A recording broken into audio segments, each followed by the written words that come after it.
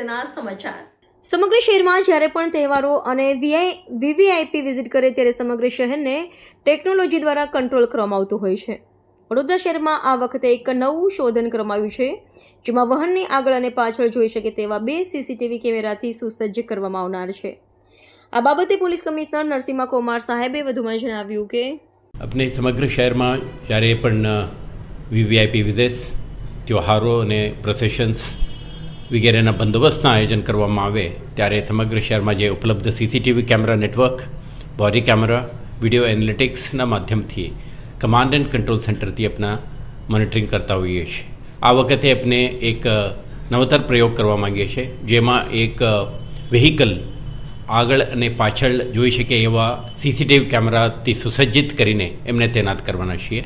આ કેમેરાઓ HD camera છે અને ઇંગ્રેસ પ્રૂફ છે, એટલે સમરમાં કે વિન્ટરમાં કે માન્સૂનમાં પણ ચલાવી શકીએ અને આગળ પાછળ ચાલતા તમામ પ્રવૃત્તિઓ પર આ બંને કેમેરાઓ નજર રાખી શકશે। આ કેમેરાઓ IP કેમેરા છે અને સિમ કાર્ડથી કનેક્ટેડ છે, તો સીધો કમાન્ડ એન્ડ કંટ્રોલ સેન્ટરને આગળ પાછળ ચાલતા તમામ પ્રવૃત્તિઓ અંગે લાઈવ ફીડ આપી શકે છે।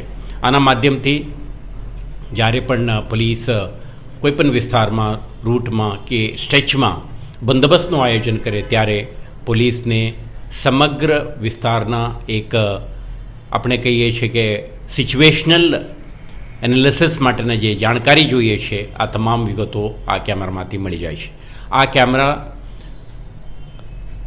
એક અઠવાડિયાથી વધારે સમયના જે વિડીયો ફૂટેજીસ છે આ સ્ટોર કરી શકે અને જે necessary video footages command and control સેન્ટરથી અને ઉતારી શકીએ અને કેમેરા જ્યારે વ્હીકલ ચાલી રહ્યા છે કે બંધ હાલતમાં છે તો પણ ચાર્જ કન્ડિશનમાં રહે તે માટે આપણે સોલાર પેનલ સિસ્ટમથી અને એક ચાર્જિંગ વ્યવસ્થા પણ ગોઠવી છે।